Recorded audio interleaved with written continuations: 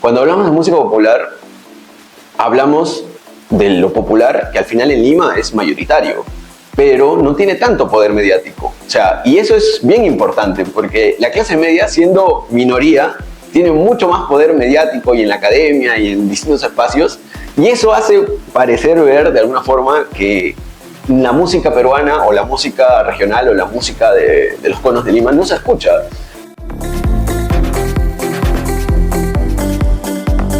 Creo que es sintomático también que los grupos del norte hayan sido tan populares en los últimos años, teniendo en cuenta el discurso que manejan también, ¿no?, a distintos niveles y cómo esto se refleja con la sociedad política peruana.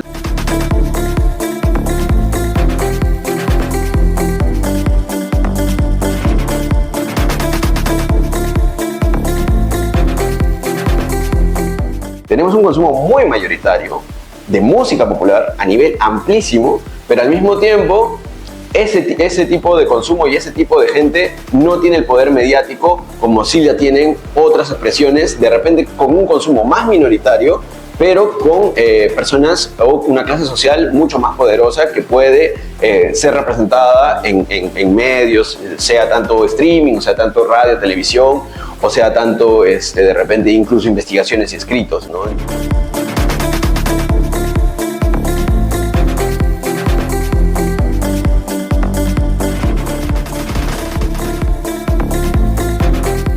De frente con las preguntas difíciles. ¿Quién es? Bueno, yo creo que un vecino de San Martín de Porres, ante todo, alguien que ha vivido acá mucho tiempo y que realmente disfrutó mucho crecer en este ambiente conero, que tiene cosas buenas, tiene cosas malas, pero al final del día creo que sopesando también te da bastante identidad, te da bastantes cosas de dónde agarrarte.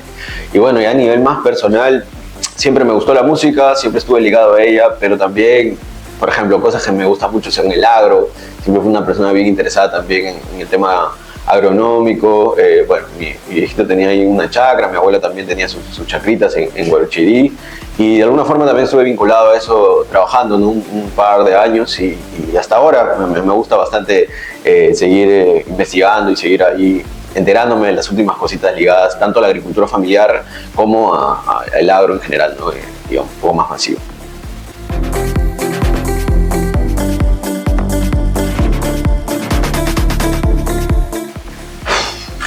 Lo que me motivó a crear la Cadencia creo que fue básicamente saber que había mucho conocimiento ahí, mucha realidad, mucho que explorar respecto a las músicas populares peruanas. En los últimos 20, 30 años se habían sacado algunas cositas, en los últimos 15, 10, muchas más, y mediante esa de repente ese regreso, esa vuelta hacia la música popular con bastantes publicaciones y bastantes investigaciones, yo también me animé y dije, bueno, si están sacando es porque hay más cositas que todavía se pueden explorar. Y yo, claro, era muy chico en ese momento, tenía unos 20 años, un poquito más, 21 quizás, y no sabía nada ni de edición, ni tampoco de agarrar una cámara, ni de ninguna de esas cosas, pero ya tenía las ideas, ¿no? Y luego ya pasa pandemia, llega el COVID, toda esta vaina, y en el parón, donde es que yo me puedo sentar a aprender a estas cositas audiovisuales, ¿no? En el parón, como no tenía chamba, me pongo un poco a investigar cómo se puede, todo con YouTube, todo con tutoriales, ¿no? Cómo se puede hacer más o menos esto del audiovisual. Y una vez que aprendí, ya la otra parte que era la de la investigación se hizo un poquito más fácil. También los músicos estaban de parón, entonces un poco ahí mirando videos, también de otras entrevistas que se habían hecho, encontré 2, 3 contactos y así arrancamos con el primer video de la Cadencia, que es el video de Armonía 10, que lo hice gracias a un gran saludo para él, el maestro Juan Chunga, que me ayudó un montón, un timbalero histórico de Armonía 10, ¿no? Todos los 90 toca Juan Chunga ahí con el grupo Piurano, y él me ayudó un montón a entender cómo funcionaba toda la dinámica en esos años del circuito de la cumbia peruana, y con él armamos casi 100% del video de Armonía 10 en los 90, que pucha, desde el principio también para arriba, ¿no? Y ya hablando de inspiración, que es algo que yo siempre menciono, porque yo siempre lo tengo muy presente, que es el gordo, el Chancho Arnulfo, a Fernando, Ríos para mí es como la parte donde un poco mi cerebro se rompió ahí a mis más chibolo todavía, que tenía 15, 16 años, ¿no? Cuando descubro el panfleto, cuando descubro el tema de que se podía investigar música popular, ¿no? Ya netamente así como algo viable, fue gracias a de repente esos primeros escritos que encontré en la página web del panfleto, ¿no? Esos artículos pequeños, muy a modo de broma, muy a modo de sátira, pero también con mucho contenido, ¿no? Muchas cosas que se podían conversar a partir de hablar sobre la música popular, ¿no? Y creo que eso ya, si bien no fue tan inmediato, fue un proceso largo de mis 16, 17 años hasta 20, 21, que sale las primeras ideas, hasta el 2020 que se crea la cadencia. Sí, yo diría que es directamente relacionable, porque para mí es como la persona que pudo de repente poner esos primeros cimientos para fundar el proyecto.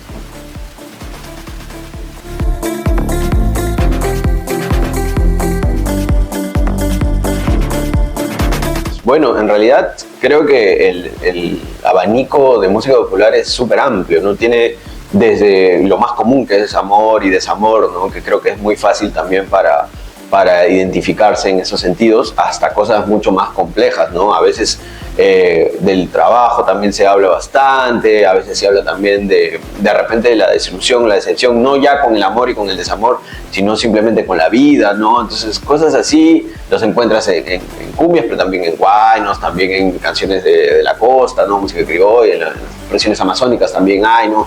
Yo diría que es bien amplio ese abanico, ¿no? Y ahora a la gente en particular, ya hablando netamente de redes sociales, únicamente de esa experiencia en redes sociales, con el contenido que he hecho en los últimos par de años, creo que le gusta mucho compararse, le gusta muchísimo compararse. Entonces había una serie que teníamos nosotros de comparar canciones, como la escena latinoamericana está súper integrada, eso uno, ¿no? Siempre está haciendo covers de un montón de países distintos, y la gente a veces no se entera, ¿no? Que la misma canción ha sonado en Chile, en Argentina, en México, en Ecuador, en Colombia, pero con distintos grupos, ¿no? Con distintos grupos reversionando un solo tema. Entonces, cuando los presentas y así de crudo, sin contexto, sin decir nada, ¿no? Sin ningún sesgo de opinión, vamos a decir entre comillas, como son estos videos de estas series, pucha, la gente se saca la mugre en los comentarios, no, que pucha, mi versión es mejor, mi país, no sé qué, no sé cuánto, y es un disparo de todos lados, y creo que eso, no sé si le pone esa cuota de repente de idiosincrasia, como la música popular es como muy idiosincrática, ¿no? Todo el mundo tiene como una identidad ligada hacia la música que le gusta, ¿no? Entonces, y esa defensa, me parece que defender tu propia música como la mejor música, creo que es una dinámica muy de redes sociales también, ¿no? Muy de redes sociales, no solamente ligada a la música, a la comida, a los equipos de fútbol, a cualquier cosa que sea así de chata y así de horizontal como la música popular, ¿no?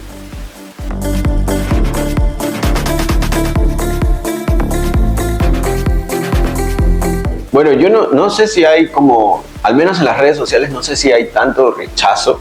Creo que más bien hay bastante aceptación, el mismo contenido lo demuestra, ¿no? Hay como bien arraigado el consumo a ciertos géneros, ¿no? Que son de repente los más populares, ¿no? Pienso, por ejemplo, ahora que se viene en febrero, ¿no? El carnaval ayacuchano. Hay un montón de gente acá en Lima que escucha un montón de carnaval ayacuchano, no necesariamente como algo asiduo, pero sí lo tiene bien presente, ¿no? Sobre todo en febrero. Pero claro, tú haces una pregunta de repente un poco más para cierto público que claro, de repente no es tan asiduo a estas expresiones, y eso a mí siempre me ha causado bastantes cosas para pensar, ¿no? Si lo vamos a tomar ya en una cosa más estructural. Cuando hablamos de música popular, hablamos de lo popular, que al final en Lima es mayoritario, pero no tiene tanto poder mediático. O sea, y eso es bien importante, porque la clase media, siendo minoría, tiene mucho más poder mediático y en la academia y en distintos espacios, y eso hace parecer ver de alguna forma que la música peruana o la música regional o la música de los conos de Lima no se escucha. pero sí se escucha un montón, masivamente, mayoritariamente. De semana a semana, mira, tenemos Extorsión, tenemos El País en estado de emergencia todo el tiempo, y los conciertos se siguen llenando. Todo el tiempo están llenos, no ves un fin de semana que el guaralino no llene el local. Entonces tenemos un consumo muy mayoritario de música popular a nivel amplísimo, pero al mismo tiempo ese tipo de consumo y ese tipo de gente no tiene el poder mediático como si ya tienen otras expresiones, de repente con un consumo más minoritario, pero con personas o una clase social mucho más poderosa que puede ser representada en medios, sea tanto streaming, o sea tanto radio, televisión, o sea tanto de repente incluso investigaciones y escritos, ¿no? Entonces, para mí es esa paradoja, ¿no? Es esa paradoja donde de repente la música popular es mayoritaria, pero no tiene el espacio mayoritario como sí lo tienen otras expresiones de mucho menor consumo, pero con poblaciones que de repente tienen mucho más poder en ese sentido, ¿no? Entonces, por eso yo siempre tomo mucho con pinzas, porque para mí este es un momento... esta es una época muy de oro de la música popular. Yo creo que estamos en una época que no se había visto mucho antes, que es donde hay mucha producción y mucha distribución de música popular de una manera casi que ya está al mismo nivel de competencia con otros géneros internacionales. Eso desde los 90s, que comenzó, digamos, un poco la apertura del país hacia una serie de disqueras, de sellos que comenzaron a ingresar con mucha música internacional, no se veía, ¿no? De repente lo último que vimos de eso fue el 88, 89, y ahora es como, ya casi están en el mismo nivel de consumo, diría yo, ¿no?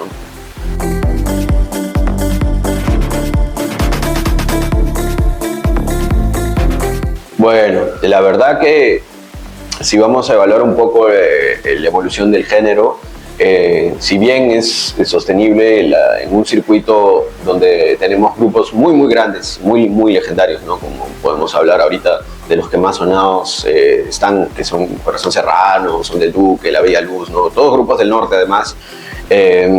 Podemos hablar, claro, de repente todo ese camino que han tenido también los migrantes dentro de Lima, ¿no? De repente tener una base económica bastante consolidada, como la tenían en los años 80, a perderlo todo en los 90, ¿no? Y de nuevo entrar en la marginalidad, que es básicamente la realidad del país, ¿no? O sea, si te va bien 3 o 4 años, puedes estar medio tranquilo, pero te puede ir mal un año y de nuevo caes a la precariedad, ¿no? Y esa es una constante también, y ahora de alguna forma están en ese tránsito también, ¿no? De volver a tener cierto poder económico, pero no estabilidad.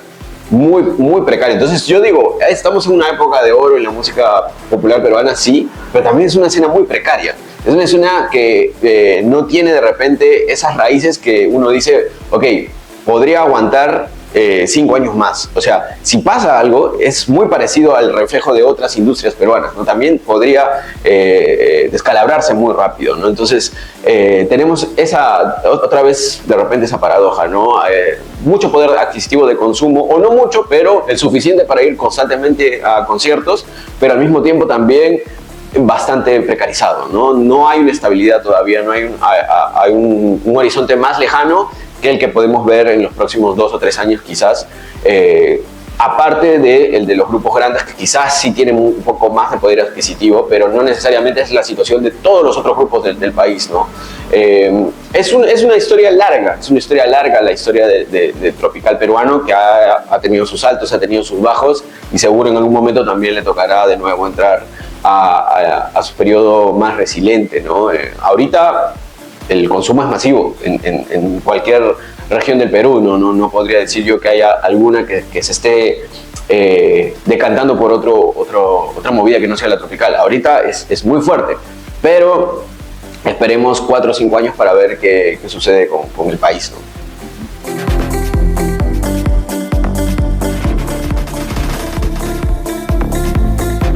Como siempre lo digo yo, es para mí una excusa hablar de música para contar un montón de historias que están ligadas a la gente común, ¿no? La cumbia es lo más cotidiano que hay ahorita en Lima, o sea, es como súper normal salir ahorita aquí a la calle y escuchar cualquier tema de moda, ¿no? Entonces, ahorita la cumbia es lo más cotidiano que existe y por tanto también el reflejo de un montón de, de dinámicas. Creo que es sintomático también que los grupos del norte hayan sido tan populares en los últimos años, teniendo en cuenta el discurso que manejan también, ¿no?, a distintos niveles y cómo esto se refleja con la sociedad política peruana, ¿no? Por ejemplo, para mí es bien interesante y definitivamente esto necesita un análisis más profundo que de todas formas seguro investigadores lo van a tomar en algún momento y seguro ya lo están tomando, que es el tema de evitar o no hablar directamente de política de parte de los grupos norteños, pero al mismo tiempo ser muy incidentes en la vida política nacional, participar en política directamente, pero nunca en su arte, sino más bien en la importancia que tienen como grupos que inciden en la cotidianidad, ¿no? Entonces, en ese sentido creo que ese tema está todavía para hablar, ¿no? Hay bastantes cosas que hay que tocar, porque sí, pues la política en el siglo XXI se ha vuelto básicamente una mala palabra para hablar en público, ¿no? Uno no puede expresar tan alegremente y tan libremente sus filiaciones, sino que siempre lo tiene que hacer soslayadamente, ¿no? Y creo que eso se ve muy bien en la cumbia norteña, ¿no?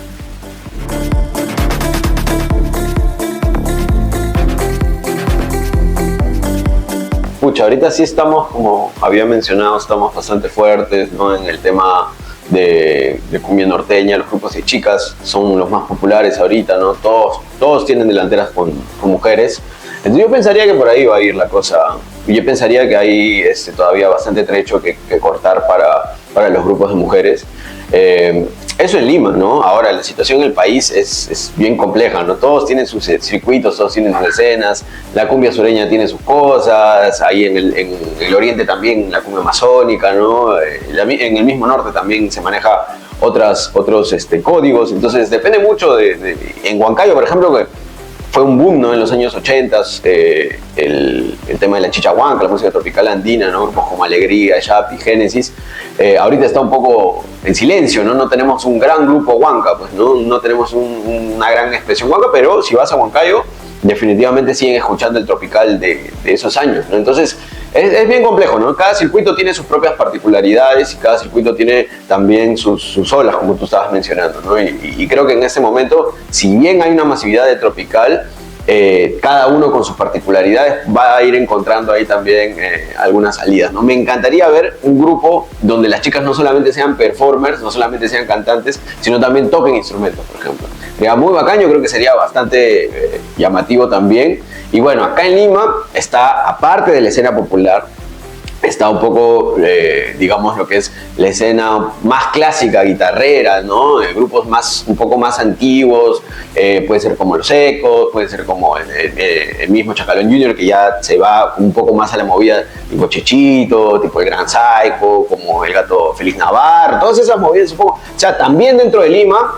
está la escena masiva y están las pequeñas escenas que sobrevivieron desde los 70s, 80s, 90s, ¿no? Entonces, también tenemos cositas interesantes en esos sentidos, ¿no? Entonces, es complejo, es un mundo bien complejo, pero si hablamos de lo masivo, de repente por ahí, por las chicas va mi respuesta, ¿no? Por las chicas creo que está la apuesta del género, ¿no? Ahorita.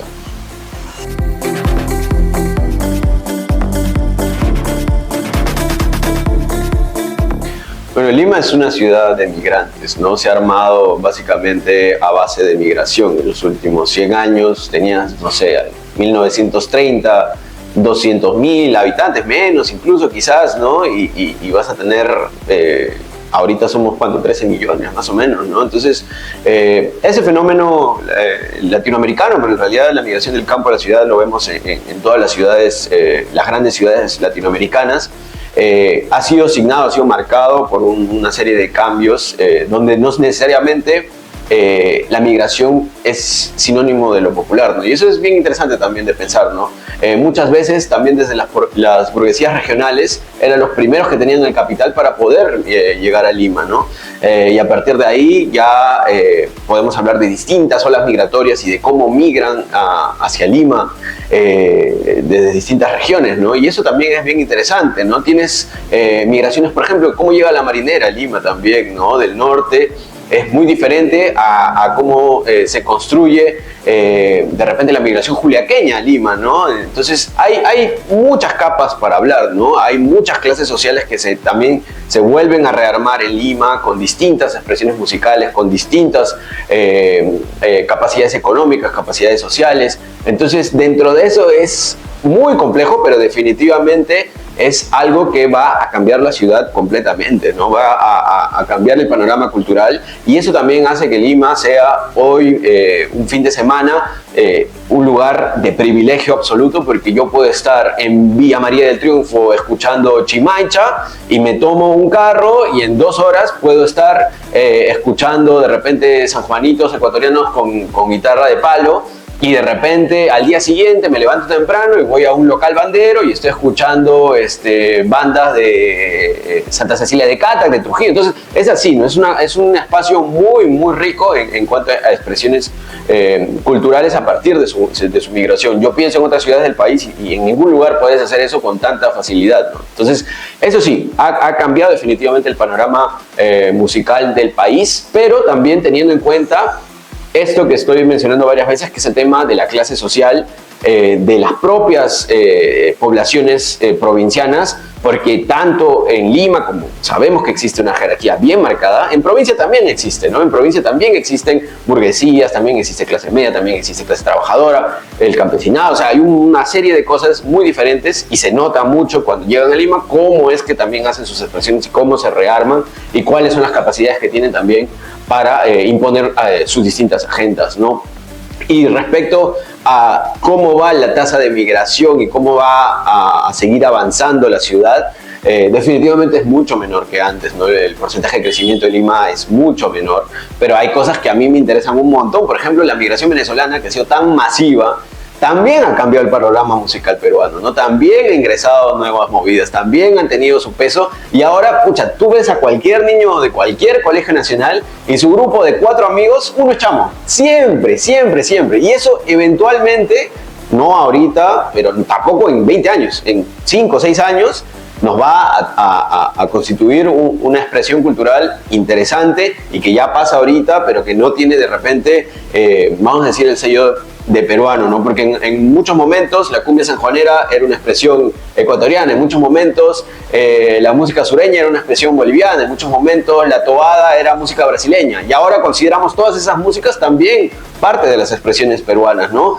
Entonces, en algún momento probablemente las movidas y los sonidos venezolanos también se constituyan en parte de esa gran amalgama que puede denominarse música peruana o música en el Perú, ¿no? Y tienes también cosas muy bacanas que vienen de Cuba, la misma movida hip hop, la misma movida de repente un poco más pequeña que puede ser el rock, la música electrónica, ¿no? También tiene sus cositas, ¿no? Y no necesariamente tienen que ser tan masivas, pero también están en los barrios populares, están en los barrios migrantes, están en los barrios que podríamos considerar periféricos todavía hoy día en Lima, porque Lima sigue creciendo, ¿no?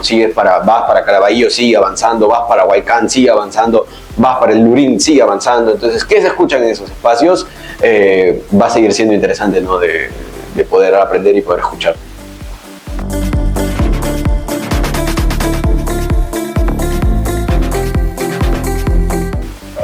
Bueno, ahorita estamos con algunas cosas retrasadas.